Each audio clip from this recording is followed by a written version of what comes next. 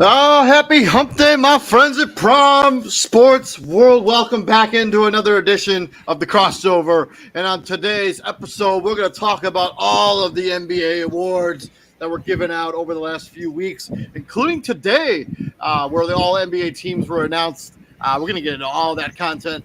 But thank you very much for checking us out. Please like, share, subscribe to the podcast. I'm your host, David On Point. Right there is my co-host, Mr. TJ Hopkins. Welcome to the show, TJ. Happy hump day, my friend. Happy Are you driving? No, it's my fan. Oh, man. I was like, man, it sounds like you're driving or something. I was like, man, please drive safely. Thank you, my aunt, for liking the podcast. I always appreciate the shout out from you very much. So, TJ, what did you think about the awards as we get like overall? I still think MVP could have went either way. Again, I have no issue with Embiid winning it. We'll talk about that in a second here. Yeah. Who won rookie? We'll talk about all of them. I disagree. I think the only thing I disagree with was Paolo Banchero winning rookie of the year. And you've known this about me for a while. I've had a huge problem giving that award to rookies who are. I mean, I understand like why, because more often than not, you have a rookie on a bad team putting up big numbers. But at some point in time, you got to reward some kind of success. Like Walker Kessler was supposed to be on the worst team in the NBA, and the Jazz were fighting for a play-in spot in the latter state, like towards the end of the season. For And a long he's part of the season for sure. so what's better, like the 22 points on the team that won 20 games, or the guy that was averaging damn near triple double for a team that was fighting for a playing spot? So yeah, let's just talk about it right now. Let's jump right into it. Let's talk about the award winners. So we got the MVP going to a Joel Embiid. Top three finalists for that award was Nikola Jokic and Giannis. On to the Rookie of the Year. Paolo Banchero takes that award. Finalist Jalen Williams from Oklahoma City Thunder. Walker Kessler. Most Improved Player, Lauri Markkanen, SGA, and Jalen Brunson finalists for that award. Malcolm Brogdon wins Sixth Man of the Year. With Emmanuel Quigley and Bobby Portis Jr. Being the runners-up for that. And then Mike Brown wins the Coach of the Year with Mark, the kid from the Oklahoma City Thunder, as a head coach, and Joe Mazzulla, Boston Celtics head coach. And then De'Aaron Fox wins the Clutch Player of the Year. I don't have that on the graphic because, frankly, I don't care about that award whatsoever. And then Jaren Jackson Jr. Won Defensive Player of the Year. Brooke Lopez and Evan Mobley runners-up for those two awards, respectively. Just looking at the guys who finally look up the awards, I don't have no problem with any of them. I think Joel Embiid. I think the time is right. I think that this does feel a lot like that James Harden MVP though, where he was like the runner-up a couple years in a row, right, against to Steph Curry, and then that third season they're like, all right, we're gonna give it to James Harden this time around. It kind of just feels like that. Like he's just like, oh well, he's been really right there. We don't want to give it to Jokic again, even though I could surely understand if they had. Joel Embiid, but he did have some dominant performances throughout the season, especially down the stretch against the Boston Celtics. I think he had like a 50-piece or something like that in the Boston Celtics game. Well, here's the thing. Like I understand Denver kind of faulted, and I'm putting fault in quotation marks, down the stretch during the last like week of the season or something like that. I mean, but they had nothing to play for. I mean, they had the number one seed in the Western Conference locked up. Number one seed was locked up. Yeah. Let's be honest. I saw something on Twitter. I think it was, and I despise this guy with a passion, but he made a great point. It was Doug Gottlieb. If you don't know who Doug Gottlieb is, he works for Fox. Fox Sports. Doug Gottlieb should not have a career as a journalist. And if you understand why, if you want to know why I said that, look up Doug Gottlieb's story, because he did something in college that if a normal, and he is a normal person, which is why it's that much more infuriating. If you look up what Doug Gottlieb did in college, Doug Gottlieb should he should be in jail. Like that's what, yeah, look it up, David. I'm so serious. But he brought I'll look it up later for sure. he brought up a point that about Kendrick Perkins. Like Joker was winning MVP until Kendrick Perkins said the stuff he said about the race issue. Like, yeah. So like everybody's like, I don't know. I'm not saying that played a role in Joel Embiid winning, but Joker was the lead vote getter until Kendrick Perkins said what he said on a live edition of ES on First Take, and JJ Redick called him out for it. Again, not saying that's what went into Joel Embiid winning MVP, but the sway happened after that was said. And if you need a reminder, just look up what Kendrick Perkins said. It's one of the most ridiculous takes you will ever hear. Yeah, I'm not familiar with the take, but I don't have any problem with Joel Embiid winning the MVP. His numbers this season were absurd, very deserving. 33 points a game, 10 rebounds, 1.7 blocks, 4.2 assists, field goal percentage also excellent. Joel Embiid deserved to win the MVP. I also am really tired of these people that want to talk about the games played conversation. Even under the new CBA, Joel Embiid played enough games to qualify for the MVP. And the thing that also irks me my soul is people want to compare, like people want to take that as a knock against Joel Embiid and it's something to bolster up Nikola Jokic when they have MVP merit on their own without having to hate on the other guy. But Nikola Jokic played, you know how many more games he played than Joel Embiid this season? was like 3, right? Three games. You think that's a difference maker for your MVP? 3? No, come on, be serious right now. It's just ridiculous. Well, this is null and void if folks would just like I don't like again play the games. Like there was never an argument back in the day with like whoever won the MVP because they played the most games. Like it was nothing for them to play anywhere from 75 to the full season, right? Yeah. Now, like because of quote unquote load management, you're never going to get a guy to play the full 82. Or if they do play the full 82, it's a guy like Patrick Williams who's never going to be in the MVP conversation, right? I Like mean, it's a guy guys, like Mikal Bridges. No disrespect to right? him, but he's not winning the MVP. He's not winning the MVP. Like I mean, Julius, those guys they load manage these guys for a reason because they know they're going to need them later. like Julius Randle would have played all 82 had he not sprained his ankle the last week of the season, right? Julius Randle played 77 straight. Like he played in 77 games. Malcolm Brogdon, I think, played every game this season. Also, welcome into the show, Israel Rivera. Welcome to the show, man. CEO of Prime Sports World. Yeah, when he gets together.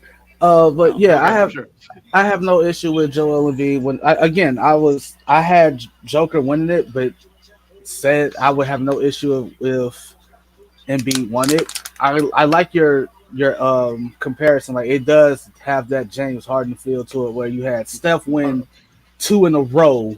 Yep. One being unanimous, and then now it's like, all right, we're gonna give it to. Yeah, because you could make the argument that first MVP. That first MVP should have went to James Harden for sure. Me, you, and Dan Kenny used to have that conversation every week on the Triangle back in the day about that MVP with that Steph Curry won that first one. Yes. If you remember, yeah. Yes. Yeah. Izzy, you there? Izzy? I'm here. Yeah, no, I think it was about time for Joel Embiid to win it.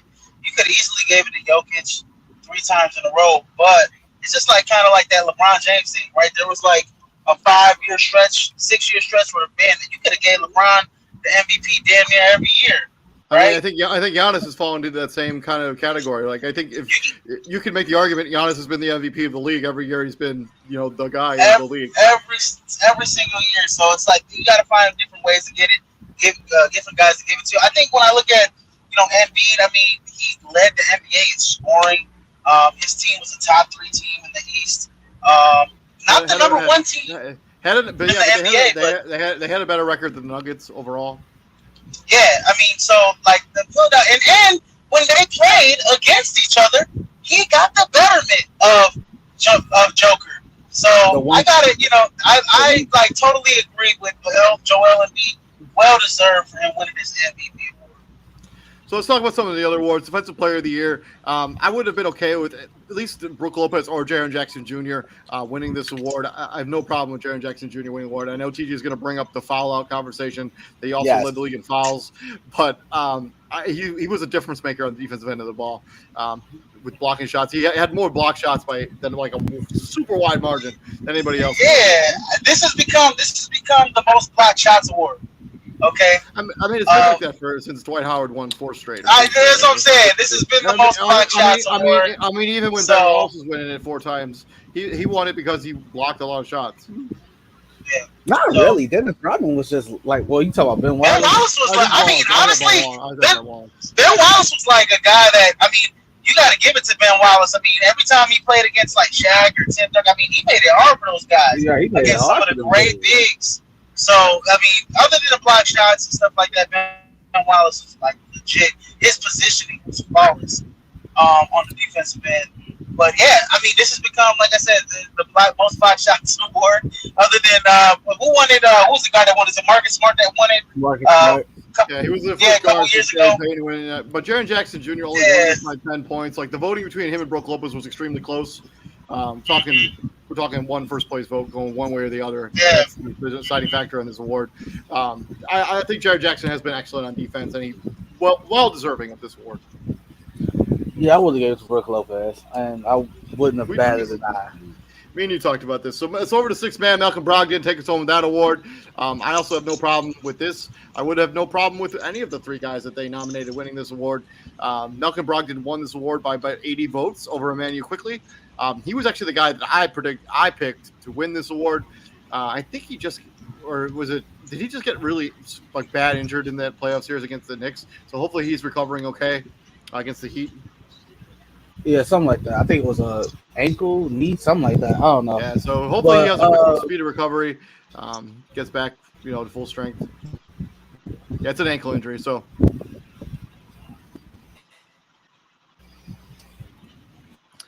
But yeah, I have no six man. I think that went to the right guy. Six man. I mean, didn't he lead? What was he? You led them in points per game, right? He was the top points per game scorer off the bench, right? I mean, you could have easily. I mean, Norman Powell's a guy that you could have looked out for.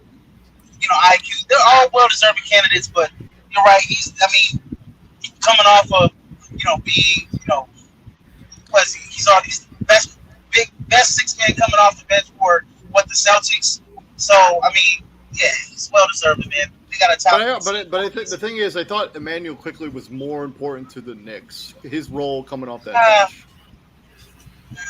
Button. Also, Malcolm Brogdon joins only one other player to win the Sixth Man of the Year and the Rookie of the Year. Do you know the other guy? Is that Bill Walton? No, it's not. You said what? Rookie of the Year and Sixth Man of the Year? Yep. Only one other guy has ever done that in the history of the league. Kevin McHale. It's not. It's more this era. Hey, I was gonna say, man, this era.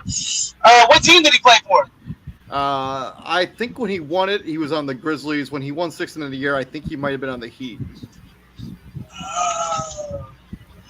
I'm gonna have to look that up. Shane Battier? It's not Shane Battier. It's not Shane Battier. Mike Miller won Rookie of the Year, but he won. It is Mike. It's Mike Miller. It's Mike Miller. Yeah. Okay. Yep. Mike Miller won Sixth Man of the Year. He did at some point. That's crazy. He won Sixth Man of the Year in 2006 as a member of the Grizzlies, and then he won that Rookie of the Year as a member of the Magic. Mike Miller was a bucket.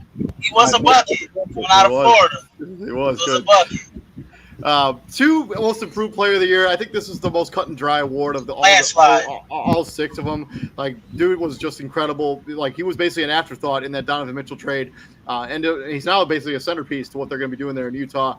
That was a slam dunk, no problem with it whatsoever. I probably would have been upset if anybody else had won it. Oh no! Like you got the Knicks fans out there hope Jalen Brunson to win this one. I don't think people would have complained if Jalen Brunson won this award, but Larry Markkinen was definitely the right choice to win this one. For him to go through what he went his through, first All-Star appearance. I mean, this is just an easy slam dunk.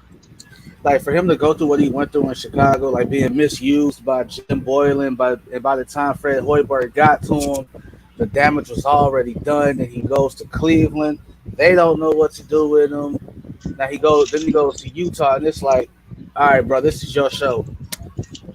This is your show. Go hoop. And first All-Star period. Led the Jazz in scoring, rebound, and free throw attempts. Yeah, Larry Markkinen was balling. Landslide. Yeah. Two Rookie of the Year. Paulo Banchero takes this award home. Given what he's 20 points per game, 7 rebounds, 4 assists. Jalen Williams, was it J-Dub? J-Dub, baby! J-Dub! 3.1, 4.5, and then 3 assists. And then Walker Kessler finished in third with this award with 9 rebounds, basically a double-double per game.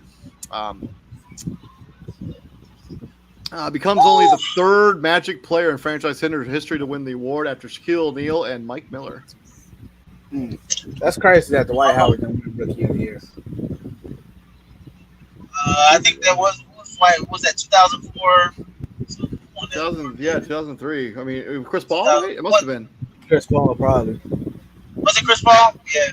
He came out that year. That was the draft class after. This is another one. I mean, I don't want to say this is a landslide. I think all 3 of those guys played like J-Dub, especially like second half of the year. Michael Okafor actually won it that year. Oh, was he? Oh my God! Yeah. Wow. Yeah. But you know what? We talked about this before. Michael Okafor was a dog. If it wasn't for those back injuries, he was a dog. But no, all 3 of those guys. I mean, Walker Kessler. Let me say this. All 3 of those guys, the other 2 guys. Let's talk about Paul Bencaro. Those guys are going to be so essential to their teams in the next 3-4 years. Like especially like Walker Kessler, J Dub. He's looking like the second half of the year, man. His scoring averages just went straight up. I mean, I know for a fact two out of the 3 are. I know for a fact 2 out of the 3 are because the Jazz and the Thunder, they was battling to play in spots. Right. I'm sick of the Orlando Magic. I don't know what the Orlando Magic are doing. I'm sick of them, bro. Like you got all this young talent, and you haven't taken that one leap forward in progression. Like, what are you doing? You got all this young talent, and you have nothing to show for it. You have the reigning rookie of the year in Bencaro.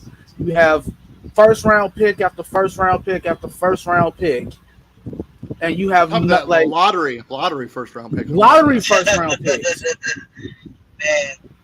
That's that. And you have nothing to show for it. Like, what are we doing? They're about to have 2 first round picks this year, right? Orlando. Well, unless the Bulls pick pops in the falls in the top 10. Whatever. But no, man. Hey, look, Paulo Banchero, man, just reminds me so much of like Carmelo Anthony, man. I mean, he's not the most athletic. I can't say like he's like a LeBron type of athlete. He's definitely like a Carmelo, man. He's got a little bounce to him, but he's got a lot of finesse to him. He's so like his footwork is so good in the post. He's gonna be a perennial all-star, man. I think he might be an all-star next year. And then final award, Coach of the Year, went to Mike Brown.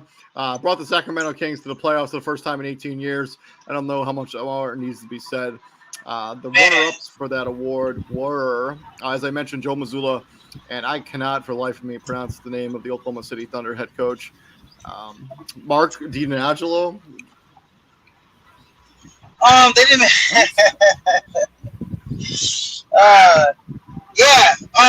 No. This is a landslide. Because I mean, you take this team. What was the last? Like, how many years was it? 18. 18 years. 18. Their first playoff appearance, and they took the Golden State Warriors to 7 games. Hey, it's not even that. They were a top 3 seed in the West. Top 3 seed in the West. They're in the West, team. 7th in the entire league. First time they qualified the playoffs and won the division since 2003, 2004. It's insane. And they had the number 1 offense ever. Yeah, and the number 1 offense. So ever. There we go. That's all the history of the league. It's Mike Brown, David. Mark Dagno. That's the guy from OKC. Yeah. D'Angelo. I don't know. I'm sorry. Honestly, let me tell you something. Their coach from OKC, I don't know. I must have missed the memo, but I don't even know who the hell he was when I was watching him coach. I said, "Who the hell is this guy? Where did he come from?" You know what I mean? But he did a hell of a job at OKC, and I think he did a hell of a job of bringing all those young guys together. I think he came from Quinn Snyder's staff, right? I don't remember. But eventually, I think I would keep an eye on the Oklahoma City Thunder to be in the market for that superstar guy to pair with SGA. I understand you have the young core, and you want to build that, but at some point in time, you got to be like, all right, we got to make a push for this thing. Right? You got pieces. I agree. You got Chet Holmgren. You got Chet Holmgren. Just come. Next year is going to be his rookie year. He's going to be eligible for Rookie of the Year next year. So So Coach Mark, you got pieces that you can trade for that. I'm not going to be disrespectful and try to butcher his name again. Coach Mark actually basically just grew up with the Oklahoma City Thunder. So he was an assistant coach. He was an assistant coach for Holy Cross. He was an assistant coach for Florida, and then he got hired to coach the G League affiliate, the Oklahoma City Blue. Then he went to the Oklahoma City Thunder assistant, became their assistant, and then became their head coach in 2020. So he really that's what you call. That is like what you call started from the bottom. Now we're here. Yeah, okay, 100%. I swear, man. Seriously, that's very like Eric Spoelstra. Yeah, ish. Yeah, so and they've increased their win total each of the last 3 seasons. 22 wins in 21 or 2020-21, 24 in 21-22, and 40 in 2022-23. Kudos to everybody who was up for any awards. So let's talk about now all the NBA teams. So the All NBA team was announced earlier tonight on was it around whatever inside the NBA? Sorry. So first team, Joel Embiid, obviously Giannis Antetokounmpo, the only unanimous first team first team. Tatum, Celtics, Luka Doncic on the Dallas Mavericks, SGA makes an All NBA team on the Oklahoma City Thunder. Second team, we got Curry, Jokic, Butler, Jaylen Brown, which is really big because now he's eligible for a supermax extension with the Celtics this offseason. Donovan Mitchell for the Cavaliers. Then the third team, De'Aaron Fox, Sabonis, Lillard, Randall, LeBron, James. So what are your thoughts about the All-NBA team, all three of them? Okay, and how the hell did Lillard make it? How did LeBron make it? 58 games, 55 games. Well, that new CBA rule doesn't kick in until next week. So those two guys will not be eligible for all the NBA team next year. I'm not even talking about it in terms of the new CBA. I'm talking about like literally just this season. Like I agree with you. I don't understand. Like there were players that played more games than them that were deserving, and it's Steph Curry too. Steph Curry didn't play that many games this season. I have an issue with that. De'Aaron Fox should be over Steph Curry on the second team. Absolutely. Steph Curry only. John Morant for whatever suspension, the suspension he had, he should probably be on that third team as well. Well, based on the new CBA rules, Steph Curry would be ineligible, Damian Lillard would be ineligible, LeBron James would have been ineligible. Luka Doncic probably is like fringe ineligible. I wonder how many games he actually played this season. Wait, who? Luka Doncic. I mean, he damn near missed the last quarter of the whole season. Yeah, I don't even know what the hell was going on. I mean, he had those nagging injuries. So he played 66 games, so he's just barely eligible if this CBA rules were taking place this year. But, Julius Randle on the third team's good. I definitely like Sabonis on that third team. I like that they paired up Fox and Sabonis on that third team. But I think De'Aaron Fox will be on the second team. He should at least be on the second team over Curry. Jason Tatum, because he made the first team All-NBA 2 years in a row, he's eligible now. Next offseason, he's eligible for like an insane super max. It's like 300 and something million. Yeah. 317 million over 5 years. Will make him the highest paid player in the NBA ever. And Jaylen Brown is eligible for it too. Well, not that big of a not that. It's like 260 something like that. Yeah, his is like 250. Like his is like 260, I think. Yeah. And like I said before, like if he didn't make it, they was gonna have some problems in Boston. There might already be problems in Boston, but yeah, had Jaylen Brown not made All NBA, it would have been an issue. I think so too. I think because of the way negotiation works, I think you could have seen him be traded away. Exactly. This offseason. But yeah, Giannis the only unanimous. That still might happen, which is crazy. Yeah. I have no problem with anybody on the list. I guess LeBron James and Damian Lillard, especially Damian Lillard on a terrible basketball team, a team that basically gave up halfway through the season. You still make an All NBA team. I just don't. They shut them down super early.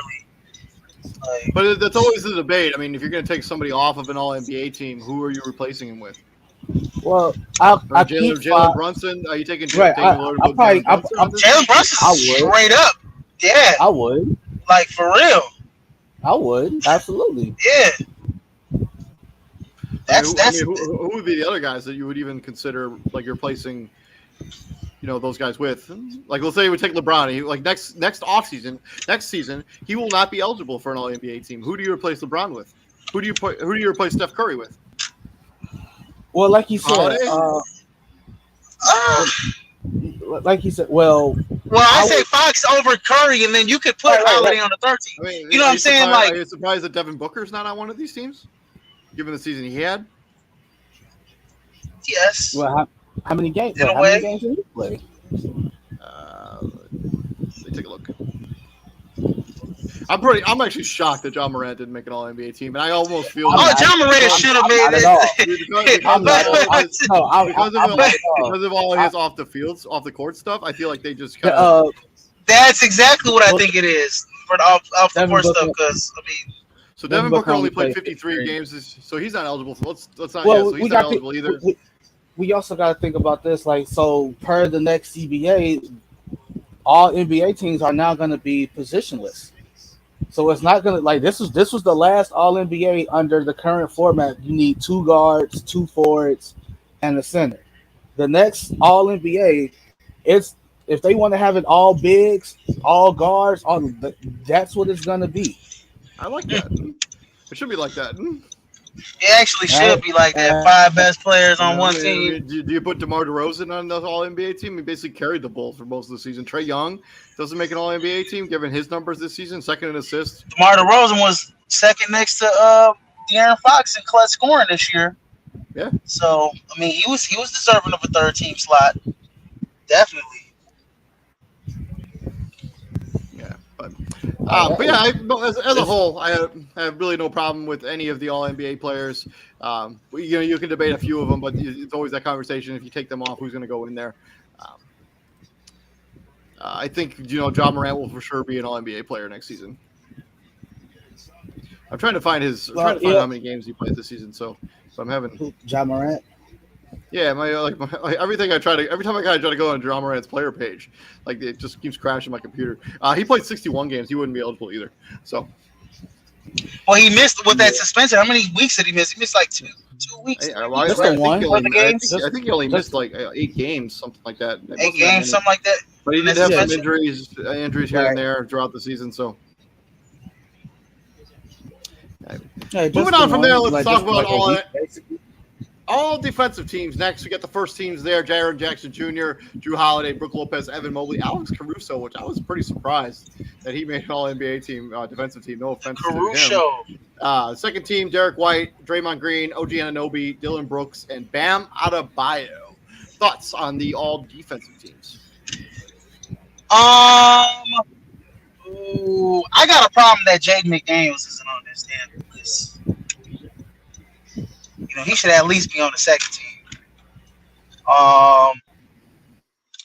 Hey, everybody talks about Dylan Brooks. He made an all defensive team. Everybody talks about Dylan Brooks. I have no problem with that first team. I don't know, man. Like Alex Caruso, plays 20. He did miss a nice little chunk. How many games did Alex Caruso play? Because he did miss 67 games, so he's eligible. He did miss a decent chunk, but he only plays 20 minutes 67. a night. I mean, he averages 1 steal a game, like a half a block. I mean, where are you seeing that 20 minutes? Where are you seeing that at? 23 his points per game, 23.5 minutes a night. Where's you getting 20 from? Okay. That's 24 minutes. Okay, that's okay. So one thing, okay.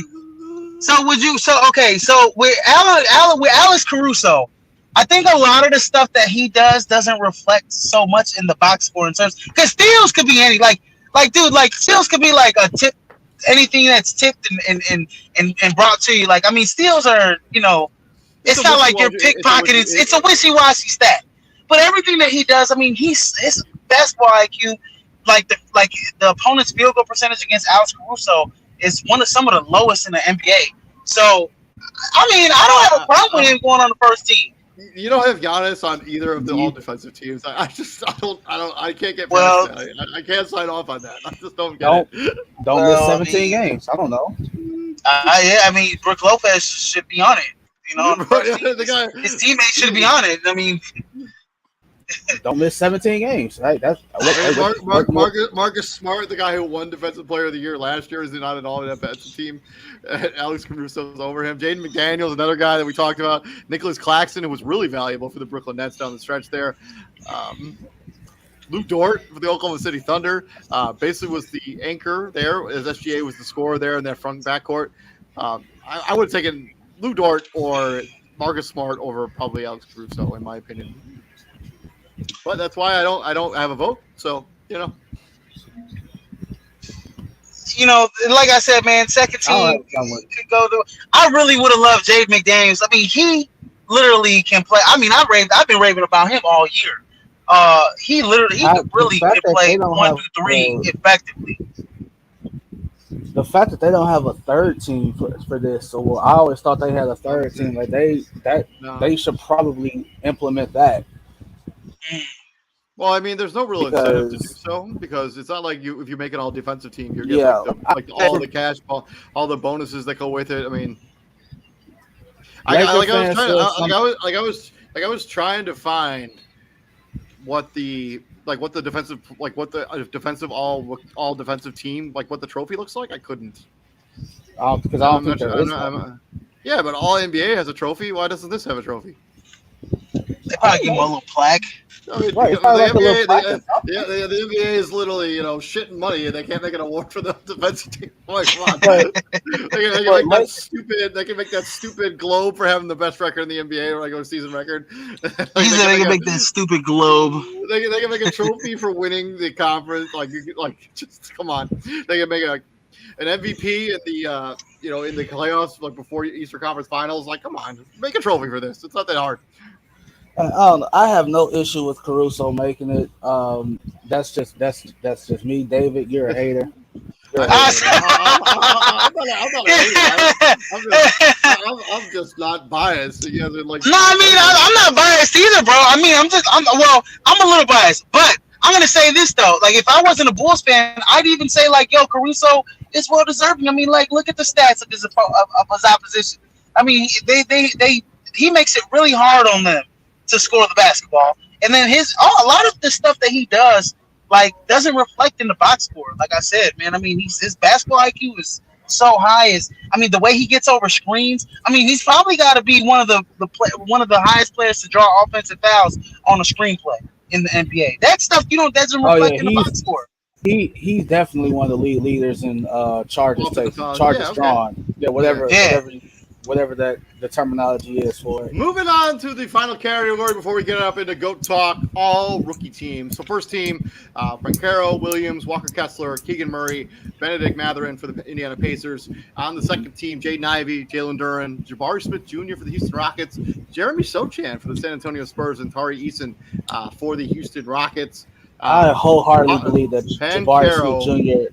Pancaro, only unanimous vote when it comes to all. I wholeheartedly believe that Jabari Smith Jr. and Tyree Easton are on the second team because they had spots to fill. I'm serious.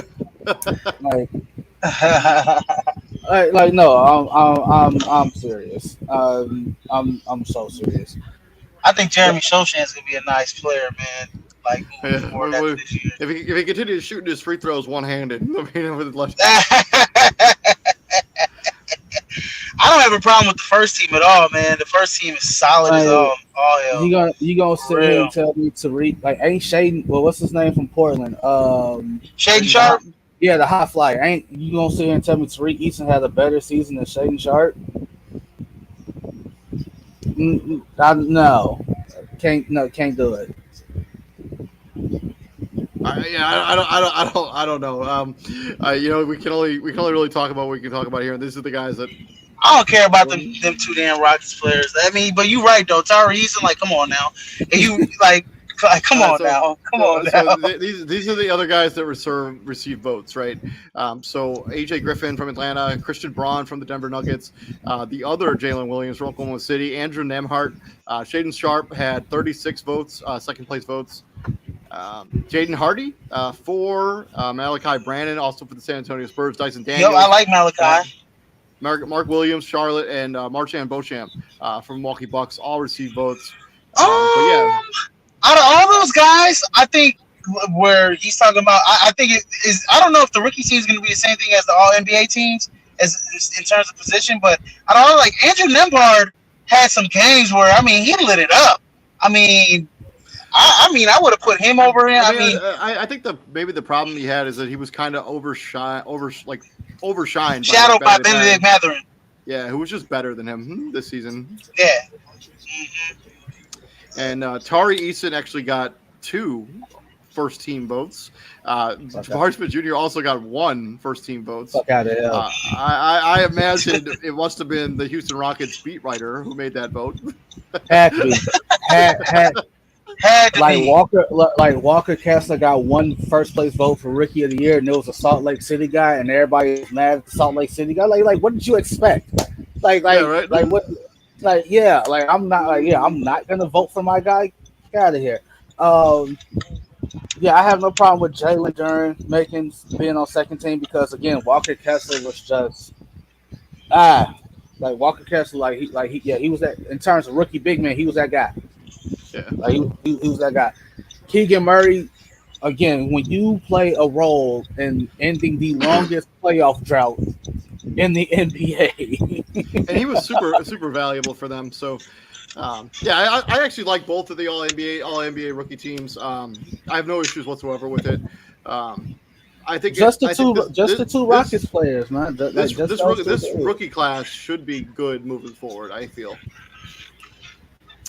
And then moving on to the final segment, this is the all-award edition of GOAT Talk. We got two guys who won one of the awards that we mentioned earlier in the show. I got GOAT Talk covered for today, and obviously you don't know what GOAT Talk is. This is where we give the shine on some players who didn't get the shine while they were in the NBA. Let's start with player number one. Player number one was drafted in 2008. Izzy, you got a lot of background noise, man. Sorry. Okay. But yeah, player number one was drafted in 2008. He was the 21st pick by the New Jersey Nets. Okay.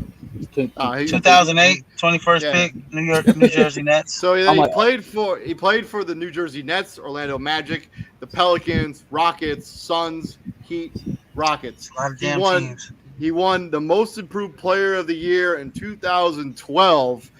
His stats, he averaged, where'd it go? 12 points per game, basically 5 rebounds, basically 1 assist, 85% from the 3-foot line, basically 40% from 3. He was a power forward. He went to the University of California. Oh, Lord. He was first team All Pac-10 2008. He was second team All American in 2008 as well. Wasn't Leon Poe? No. Oh, hell no. His birthday was just a couple days ago. It wasn't Brandon Bass because he didn't play for the Nets. Brandon Bass played. I think Brandon Bass went to LSU. His best moments were members of the Orlando Magic and the Houston Rockets. He was pretty essential for those Rockets teams in 2016, 2018. He could definitely shoot it. That's Ryan Anderson. Ryan Anderson is player definitely number one. NBA Most Improved Player of the Year award in 2012. Player number two.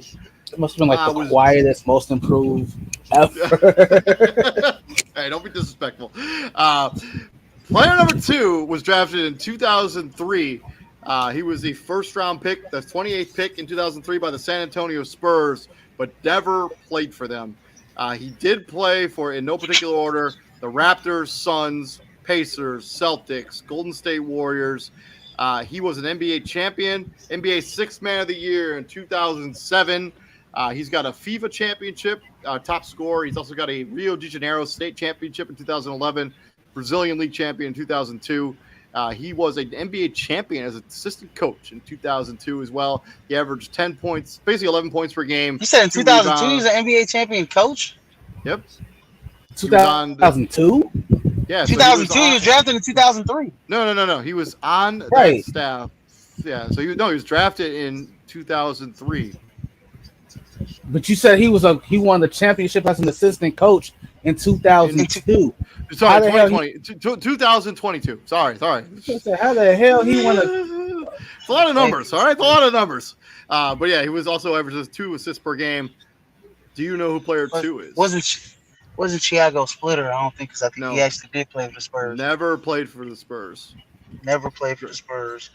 David Lee? Not David Lee, because he didn't play for the Knicks. And you said he was he's an international player. He did play for the Knicks. He was. Yeah, this player did not play for the Knicks. He's an international player. You said he played for the in Brazil. Was it Brazil? Correct. Is it Leandro Barbosa? It is the Brazilian Blur. Sixth Man of the Year award in 2007, NBA champion in 2015 as a member of the Golden State Warriors, and he's on the Steve Kerr staff now as an assistant coach. Yeah, he was a part of. Actually, he was. Now he's under Mike Brown's coaching staff in Sacramento. Yeah, he was on. He was on that famous 7 minutes or less, 7 seconds or less. What? I'm gonna tell you this. I'm taking Leandro Barbosa. Leandro Barbosa versus Ryan Anderson. Ryan Anderson could all shoot day. Out of the gym. That's Barbosa. It's Barbosa all day. It's not even close. It's not even close. Barbosa from the Suns? Come on, man. Man, Ryan Anderson had a quick trigger. He could shoot it like his he had a gun from the three, dude, were just insane. And that's cute. That's and cute. he was on some teams that were really good. He was on those Magic teams. He was on those Rocket teams that were really solid. Yep. He's what Doug McDermott wanted to be. Exactly. And Barbosa. I don't think Barbosa knows what it's like to play bad basketball. Like seriously, like really think about all those Phoenix teams were really good. Right? He goes to Golden State, those teams were good outside the first year or two. Like hell, even when he got there, with Mark Jackson, they were still competitive. Mm-hmm.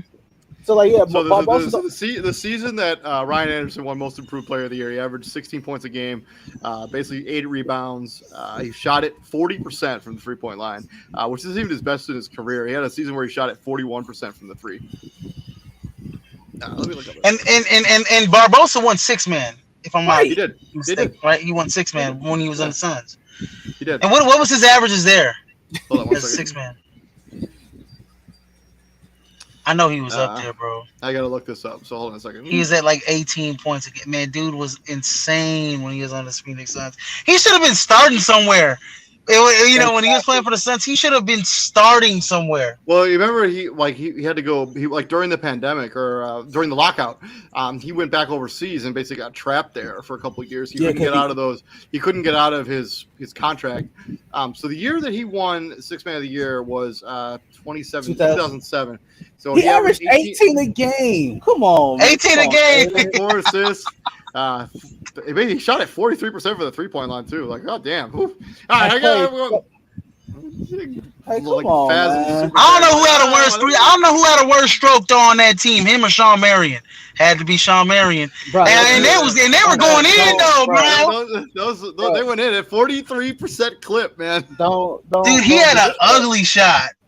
Don't disrespect Barbosa like that.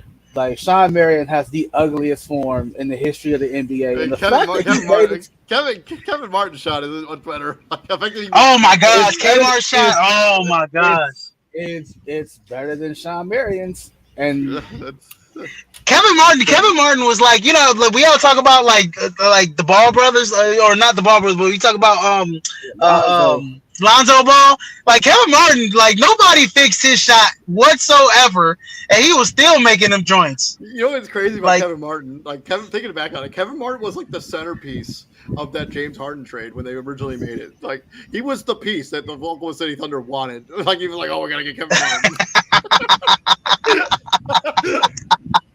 No, that's hilarious. No disrespect meant right there. But yeah, this has been the crossover. Thank you very much for checking us out. This has been our awards edition show. Hopefully you guys all enjoyed that. Tomorrow, we're going to talk about fifth year's options in the NFL. Some shocking names got their fifth year option declined, including Chase Young for the Washington Commanders. Not sure what they're thinking there. That's a more, bro. Like, he hasn't played. Peace out, guys. But you declining his fifth year option is just insane to me. It's a business. I don't get it, because they're gonna, if he plays well this season, they're gonna have to franchise tag him. Like, oh well, they made the bed. They got to lay in it. Fair enough. But yeah, it's the most fifth year options ever declined by coming up on the draft class. So pretty shocking there. Also, the NFL schedule comes out tomorrow as well. So keep an eye out for that content. I've been David Huffman. Right there is Mr. TJ Hopkins, and Izzy just bounced. But TJ, what do we do here at the Prime, my friend? We bring the heat. And yes, sir. Heat. Speaking of the heat, they are trying to make a comeback. They are down 7 with just over 8 minutes to go. We'll be back here tomorrow breaking down those fifth-year options. Also talk a little bit about the NFL schedule, as it is an exciting day. Good God, you are standing right there. Call the travel. Take it easy, man.